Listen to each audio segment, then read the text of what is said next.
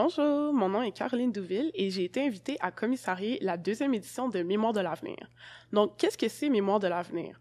En fait, c'est une expo de reproduction d'œuvres d'art, jumelant des artistes de la relève avec des artistes établis. Et tout ça s'est présenté dans les rues de Montréal sur différentes palissades. Donc, c'est le résultat d'une collaboration entre Art Souterrain, Art Urbain Montréal et c'est soutenu par Publicité Sauvage. D'ailleurs, en ce moment, nous sommes dans les hangars de Publicité Sauvage et nous recevons notre premier biome. Donc, nous avons Karen Tam, qui est notre artiste établie.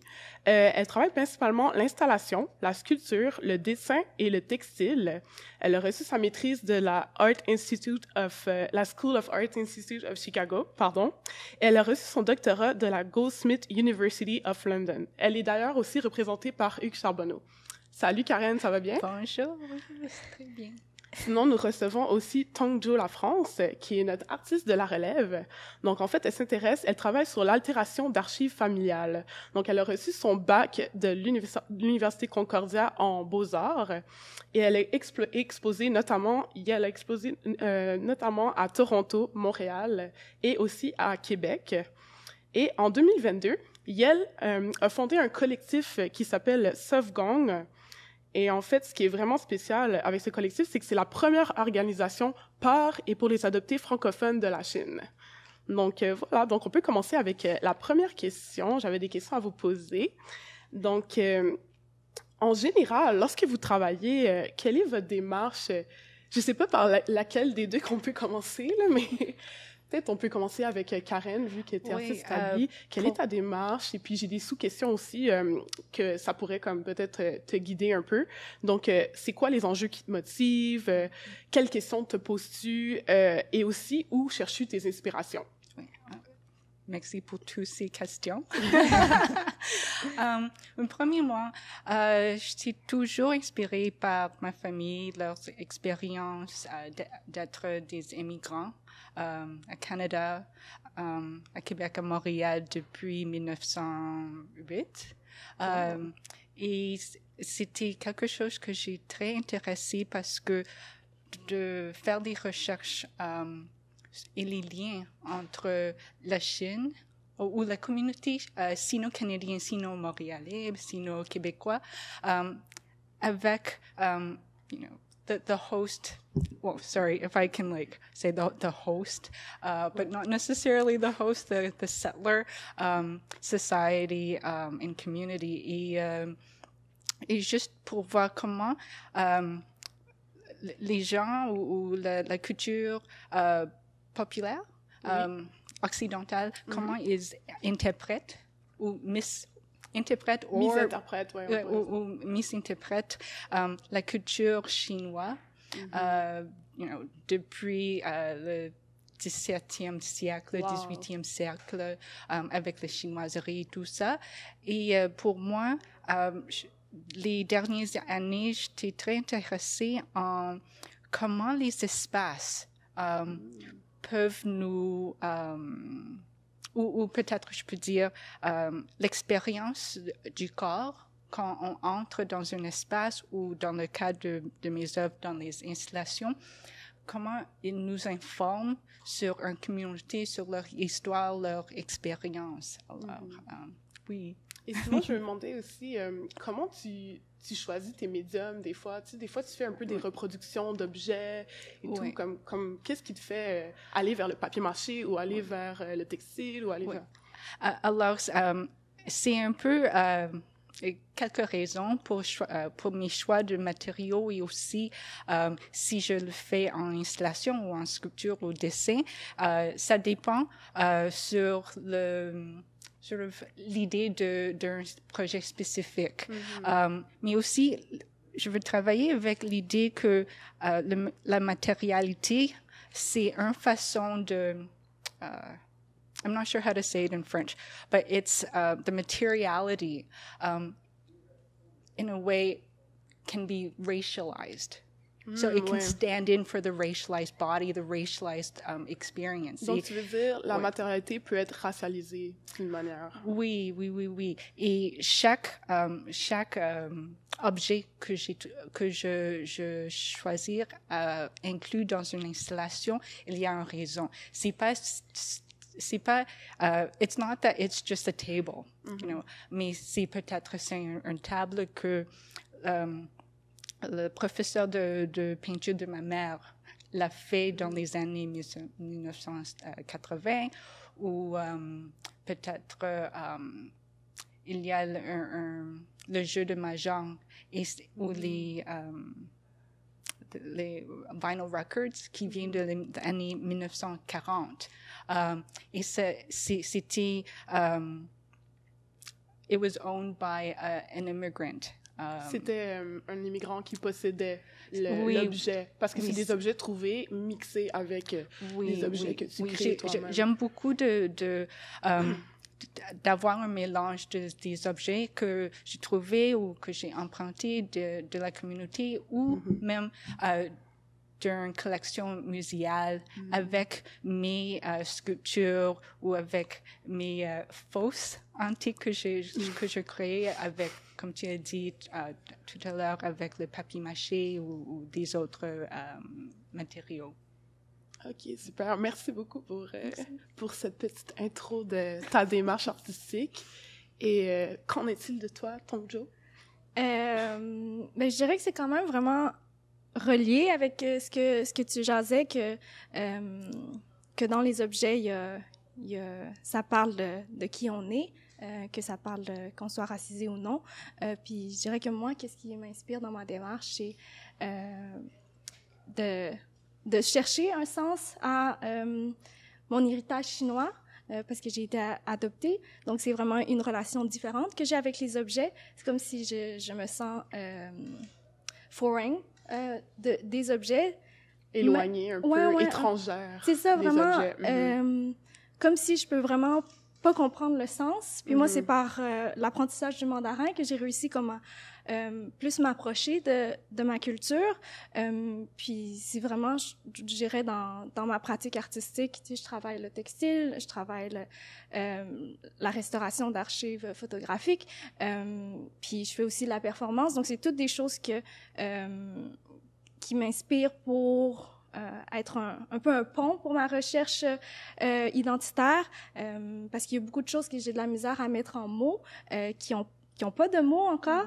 Donc, par la recherche de la matière, comme par l'exploration avec les mains, avec les sens qui me viennent plus naturellement, ça me permet à trouver des nouveaux mots, parce que c'est quand même un mélange hybride, tu sais, même si j'ai l'air chinoise, mais j'ai tout un background québécois, puis c'est faire un pont entre ces deux choses-là. Donc, je dirais que ma démarche est vraiment comme une amalgame entre ce que j'apprends dans la vie.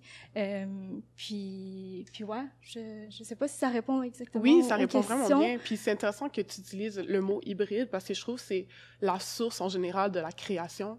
Fait que c'est vraiment bien qu'à la base, tu aies ça en toi, puis que tu l'exploites pour ta création. Donc, on peut passer à la prochaine question. Êtes-vous prêts? Donc, en fait, je voulais aller plus en détail, parler de l'œuvre qu'on présente pour l'exposition Mémoire de l'avenir. Donc, on peut commencer avec Karen, j'imagine. Donc, en fait, Karen, ce qui était vraiment intéressant par rapport à ton œuvre, c'était le titre. Je veux savoir, qu'est-ce qu'il y a derrière le titre? Donc, c'est quoi ça, chinoiserie? Tu parles de Chu. Chu, ça voulait dire quelque chose. Oui. S'il te plaît, explique-nous ça. Alors, le titre de l'œuvre, c'est Chu. Chu, chinoiserie. Choose chinoiserie. Choose chinoiserie booth. Ouais. Oh my God. Pas de problème, t'as beaucoup d'œuvres, fait qu'on te pardonne. Je sais que t'as vraiment, tu sais, t'es notre artiste établi, fait que t'as une liste incommensurable d'œuvres, donc Choose chinoiserie booth. Et Choose, ça vient, c'est l'œuvre originale, c'est une installation. Et pour ce projet-là, c'est un détail qu'on a reproduit où on voit dans une sorte de fenêtre dans un espace. Et l'installation s'est inspirée par comment on dit, les structures architecturales en Europe qui s'appellent the Follies. Alors, on les trouve dans les jardins, mais ils n'ont pas rien, they don't serve any purpose. Et puis on avait parlé ensemble, je me rappelle, de la forme de la fenêtre. Donc, tu m'avais dit que c'est un quadrilobe. Oui, donc, oui, oui. Alors, ça d'où? Alors, la forme de la fenêtre, ça vient pour moi des jardins chinois. On peut trouver, par exemple, à Suzhou. Et pour cette structure que j'ai fait, j'ai pensé, parce que j'aime beaucoup utiliser l'humeur. L'humour. Sorry. L'humour. Ah oui. I was like, humor. Ouais. So, l'humour. Et je pensais à Rona. Et tous les garden sheds. Oh, wow. Alors, pour mon installation, c'est un peu de ça, un mélange de ces folies, des structures architecturales, avec les boutiques de curiosité qu'on peut trouver dans les quartiers chinois. Et dedans, de cette installation, j'ai mélangé des objets que j'ai trouvés dans ces boutiques quartiers chinois avec mes vases de porcelaine, mais c'est vraiment en papier mâché, avec les tasses et des plats qui viennent de la restaurant de mes parents. Et aussi avec les choses que j'ai achetées sur eBay et à Winners. Alors, c'est vraiment un mélange et c'est une sorte de maximaliste matérialité, mais aussi de jouer avec l'idée de l'exoticisme. Alors, avec cette installation, le titre Cho, j'ai un neon sign, c'est Cho, et c'est un parti it's half of a sign, so the full sign is Cho Chao, et ça vient d'un restaurant chinois dans un shopping mall à Laval. Oh mon Dieu, c'est drôle. Fait que t'as trouvé ça, mais c'est quoi, le restaurant est en train de fermer, puis t'étais comme, je vais prendre ça. Oui, parce que c'était un membre de la famille, alors it was okay que je le prends. Mais quand je lui demandais, c'est quoi, what's the meaning of the word, Chucha, il dit, je sais pas, mais c'est le son que les gens pensent que les Chinois la langue chinoise. La langue chinoise. Le chucha ou en anglais, c'est ching chong. Ouais, les gens vont dire, ouais, chinois, Exactement. Donc, c'est ça l'idée. Oui. Et l'autre partie de le titre chinoiserie, quand tu vois comment j'ai écrit, est-ce que ça c'est un mot chinois? Mais quand tu dis, on sait que c'est chinoiserie. Oui, ça sonne bien. Ouais, merci pour ces éclaircissements. Puis aussi, je me demandais, en fait, OK, tu m'as parlé un peu des techniques et tout ça, donc c'est beaucoup des objets trouvés, mixés avec, comme on disait, des objets que tu crées toi-même. Ouais. Puis je me demandais aussi, qu'est-ce que tu cherchais à faire avec l'éclairage? Parce qu'il y a quand même un éclairage particulier. Ouais. Tu sais, comme tout autour, c'est un peu sombre. Puis là, surtout l'image en tant que telle, la section qu'on a pris, tu sais, on voit comme un éclairage un peu invitant et tout. Genre, quel effet tu essaies de... Oui, mais c'est ça, c'est l'idée de l'exoticisme, que les gens voient qu'ils sont invités à rentrer, mais vraiment, ils ne peuvent pas parce que le signe Cho, it blocks. Oh, wow. It blocks the access. Alors, je joue avec l'idée de l'accès. Et que, in a way, the only way you can see the work, c'est through the window. Alors, c'est comme un regard à une autre culture. C'est un voyeur, un peu. Là. Oui, c'est comme un voyeur. OK, super. Et puis, sinon... qu'est-ce qui s'est passé avec Untitled Labor, la série sur laquelle tu travailles. Puis nous, on a pris une des œuvres, donc qui représente 2 photos de ton dossier d'adoption. Est-ce que tu peux nous en parler davantage, nous dire d'où vient le titre déjà, premièrement, puis ensuite développer davantage là-dessus? Ouais, donc dans le fond, c'est ça, l'image qui a été choisie, c'est la version miniature de la série que j'ai fait, mais c'est aussi les photos originales, et comme les 2 seules photos qui existent de ces instants-là. Puis moi, c'est une série que ça fait un bout que je voulais travailler par rapport à mon adoption. Puis là, j'étais comme, ben là, quel titre je vais mettre? I have no clue. Puis là, j'étais comme, ben, Untitled. Et là, il y a comme le labor qui m'est venu à l'idée. Puis quand je pense au labor, c'est le labor physique, le labor going to labor. Donc, c'est tous ces aspects-là que j'arrive pas à mettre des réponses là-dessus. Puis c'est un peu comme ça que j'ai choisi les photos qu'il y a dans ma série. Puis il y a aussi un peu cet aspect de voyeurisme dans les photos que j'ai choisies, qui est vraiment comme... c'est tout des photos principalement des photos des visites dans c'est quoi déjà le mot, mais...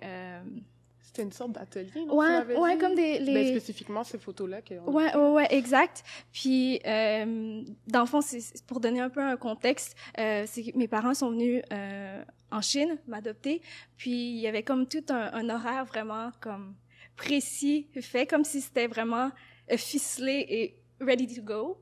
Puis ça, c'est ça que je me questionne dans tout le processus. Puis c'est un peu comme ça que je réfléchis à faire mes propres œuvres, à défaire les images, puis à les refaire, puis à questionner qu'est-ce que ça prend pour vraiment comprendre, puis est-ce que ça peut vraiment se comprendre, parce que les images, c'est des choses comme la culture chinoise, c'est quelque chose que mes parents sont pas able to pass down to me, donc ils peuvent pas te partager vraiment. Exact. Là. Puis tout ce qu'ils ont, c'est les photos. Ben, c'est vraiment drôle parce que comment tu parles de ça, comment tu m'avais expliqué aussi, c'est qu'on dirait, c'est comme le processus d'adoption, ça ressemble presque à un trip, genre un voyage. Ouais. C'est comme un tout inclus. Ah, tiens, tu vas avoir un bébé à la fin, genre. Puis, ouais, mais c'est très... C'est un peu bizarre, genre. Tu sais, la manière qu'on me l'a raconté, puis ce qui est physiquement comme en image, c'est un peu... It has this dystopic feeling to it. Ouais. Puis c'est que ça ressemble presque un peu, c'est ça, à des images de voyage, vraiment comme autant comme si j'allais en Floride, puis tiens, il y a un nouveau bébé qui arrive. Puis c'est comme ça, moi, mon début de vie, c'est comme ça, je suis arrivée. Tu sais, c'est comme les premières photos, c'est des photos vraiment en noir, qu'il y a beaucoup d'enfants qui arrivent dans les bras de nouveaux parents. Puis il y a jamais pris en compte qu'il y a un avant. J'ai été adoptée à 1 an, puis tout le avant reste vraiment obscur. Donc, ouais, moi je dirais que c'est la manière que je travaille d'apprendre sur la culture, par le langage, par le fait que j'ai acquis une certaine maturité pour parler de ce sujet-là, puis pour voir qu'il n'y a pas juste... Tu sais, je dirais pas que c'est comme... comment dire?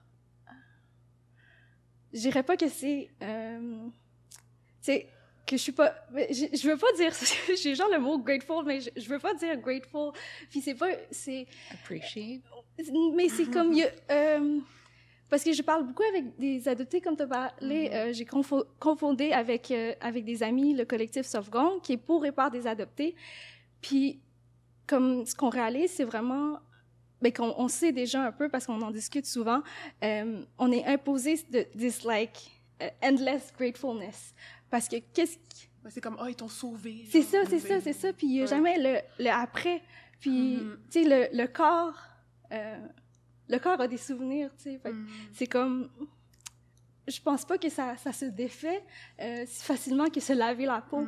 Tu sais, ça reste avec toi toute la vie, je pense. Puis là, toi, tu vas vraiment aller explorer ça. Puis pour en revenir à l'œuvre en tant que telle, l'œuvre qu'on présente, je me demandais au niveau formel, tu sais, l'œuvre a vraiment une manière d'être présentée, tu sais, c'est comme un peu déconnecté et tout, puis tu avais appelé ça, je pense, le tissage photo. C'est une technique tu t'es inspiré d'où, c'est comment tu as construit ça, puis surtout, pourquoi tu as choisi ces 2 photos-là spécifiquement, puis pourquoi tu les as superposées, c'est... Mais pour commencer avec le tissage photo, c'est une technique que je me suis inspirée d'un calendrier astrologique chinois que tu te retrouves comme dans des Chinese shops. Puis c'est un calendrier que mes parents ont rapporté de Chine quand ils sont venus m'adopter. Puis moi, c'est un objet que j'ai gardé tout le long, que je trouve précieux. Puis, comment il est fait, c'est qu'il a été fait à la machine avec des bandelettes, puis il a été tissé. Puis, moi, je trouvais ça super... J'étais comme, oh, wow! Comme, c'est super beau, tu peux le rouler, super pratique, puis that's it. Puis moi, c'est quelque chose que je trouve important en faisant de l'art, c'est aussi penser à son transport, penser à sa préservation. Donc, c'est ça qui m'a menée, avec plusieurs essais et erreurs, à venir au tissage photo. Donc, parce que j'avais ce besoin de raconter mon histoire, d'avoir comme un mot à dire un peu, ou comme avoir comme le toucher dans l'histoire. Puis c'est ça, pour le choix des photos, moi, je dirais que c'est d'intérêt personnel que j'aime beaucoup l'artisanat chinois, que comme ici, on en retrouve, puis c'est un peu commun, mais ça a encore cet aspect exotique de « oh, comment c'est fait », tu sais. Puis là, il y a comme l'accès, justement, au behind the scene, de comment est-ce que les vases sont faits, la poterie, tu sais, puis la culture de la perle aussi en Chine, tu sais, il y a plein de techniques, comme là-bas, c'est super comme they are known for. Donc, moi, c'est un peu cette idée de t'as vraiment accès en arrière aux gens qui travaillent, mais à quel point on peut en savoir. Puis, je pense que les photos, qu'est-ce qui m'intéressait, c'est ça te garde un peu sur un peu sur le coin de la table de t'en sais plus, mais t'en sais pas. Ça te laisse sur ta faim. Ouais, c'est ça. T'en sais pas plus. Tu veux en savoir plus, puis c'est sombre encore. Il y a juste 2 photos qui sont comme ça, puis qui fit ensemble. Moi, ça avait cette idée-là de OK, il y a un moment que la caméra était plus basse, puis un moment qu'elle était plus haute, puis ça crée un peu un puzzle que je peux connecter 2 instants dans le temps. Puis, tandis que comment j'ai commencé à faire du tissage photo, c'était avec des rénovations de maison de chez mes parents, puis j'avais trop de choix. Alors que là, pour la série Untitled Labor, je suis limitée à 2 choix, à créer un environnement avec seulement 2 photos par instant. Ce qui est quand même déjà bien, parce qu'il y a plusieurs personnes adoptées qui n'ont pas eu accès à même juste aux souvenirs de l'adoption, qui n'ont pas été bien préservés, des choses comme ça. Ça dépend vraiment des parents, de comment est-ce qu'ils ont voulu préserver ces instants d'arrivée dans une famille, tu sais. Donc ouais. Ouais, c'est très intéressant. Puis aussi, au niveau formel, là, qu'est-ce qui est vraiment riche, c'est qu'il y a tu fais une déconstruction. Donc, tu sais, le processus qu'il y a derrière ça, c'est, si je me rappelle bien, tu dois découper les images, mais là, tu as reproduit les photos, tu as gardé les originales, of course. Mais comme tu dois découper ça en plusieurs bandelettes, puis ensuite les reconstruire. Donc, c'est comme tu vas chercher la source, la racine de l'image, puis là, tu la reconstruis toi-même. Tu reconstruis le souvenir. Puis qu'est-ce que j'aime avec ce processus-là, c'est que c'est très méditatif. J'ai pas vraiment à penser beaucoup, tu sais, j'ai réfléchi à comment construire le tissage photo, puis après, I just put some good music and I weave, and it ease the soul, the mind. C'est healing, c'est thérapeutique. C'est ça. Puis je pense que c'est important de faire de l'art pour permettre de prendre soin de soi. Ouais, ça fait du sens. Merci pour cette explication. Et là, on peut passer à la prochaine question, qui est en fait le centre de tout. Donc, on va voir c'est quoi qui vous lie, là, vous deux, là. Puis je pense qu'on peut se douter un peu. Donc, on va demander à Karen, comment perçois-tu l'association entre ton œuvre et celle de Tongzhou?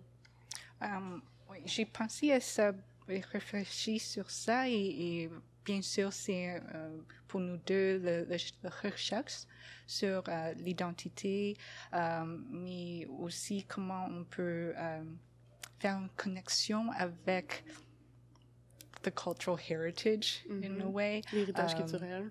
Oui, mais aussi, quand tu as parlé tout à l'heure, je pensais aussi, c'est learning through doing, right? J'ai pas trop compris, c'est? Learning through doing.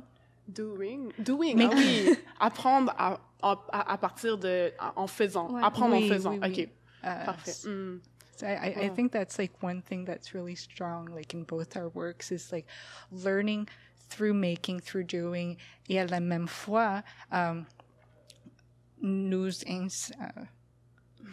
we learn, and that through the artwork, that we can also share what we've learned. Votre expérience. Puis toi, t'en penses quoi?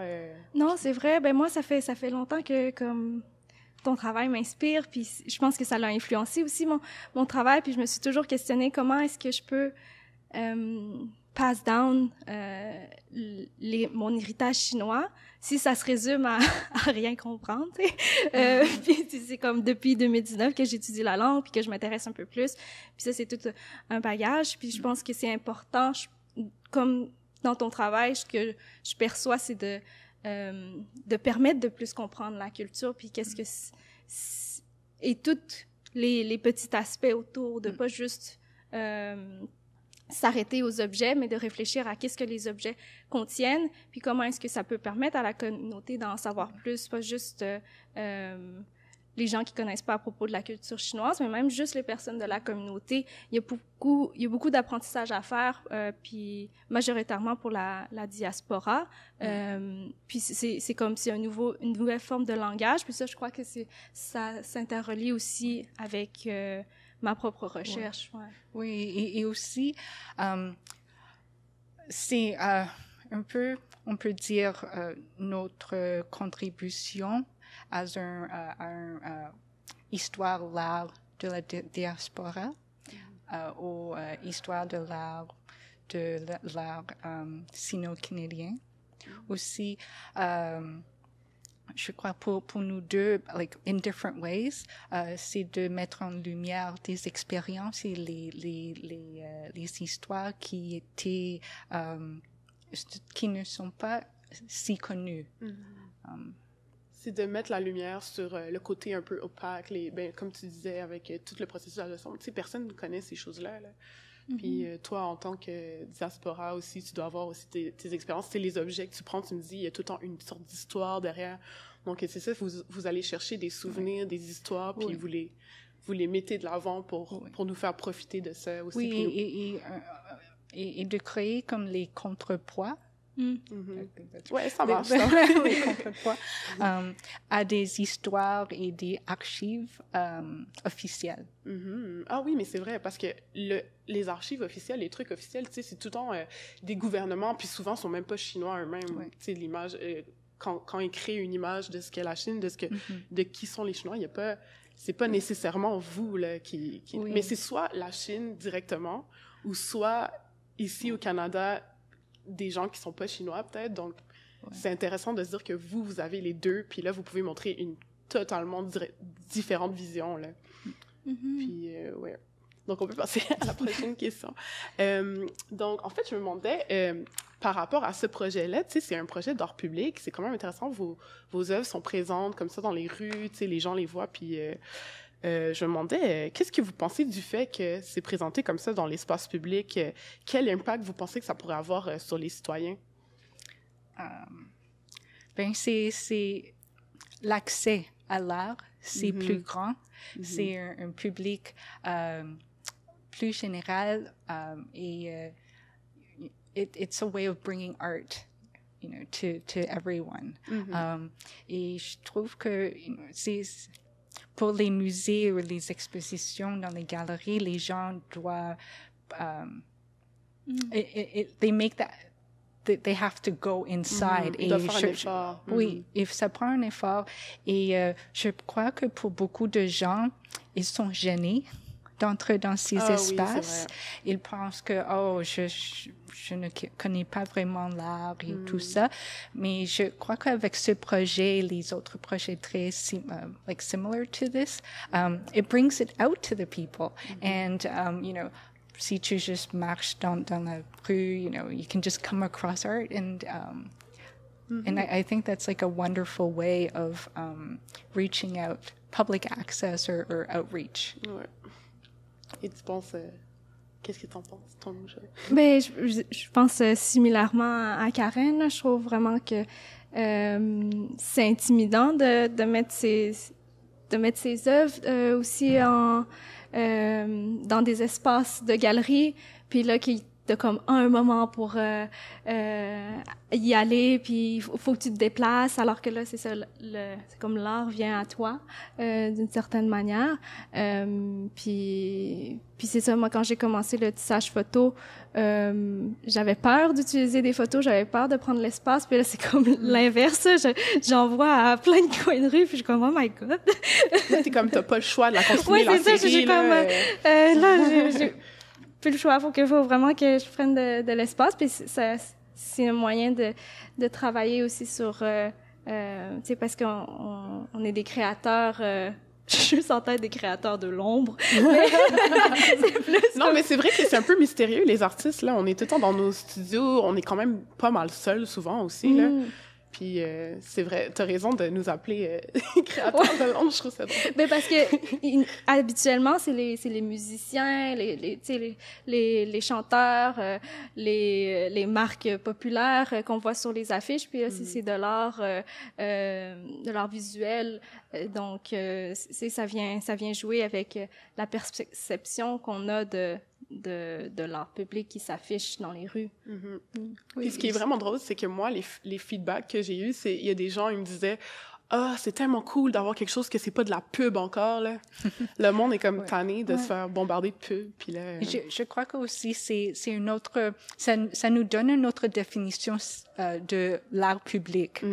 Like, quand on dit l'art public, I think that dans notre tête, on a une image d'une sculpture en métal ou... Genre de 1%, là? On parle tout le temps du exactement. 1%. Puis on est comme ce gars-là, il a fait du bon cash, là. Et so this expands that definition. I think that's fantastic. Ouais, c'est vraiment le fun d'avoir accès. Ça rend ça plus accessible autant aux artistes de la relève, parce que souvent, tu sais, l'art public, c'est les artistes plus établis qui vont... Même les artistes établis, c'est dur pour eux, là. Je sais qu'il y a tout un processus très complexe, puis là, c'est le fun d'avoir quelque chose comme ça dans le public.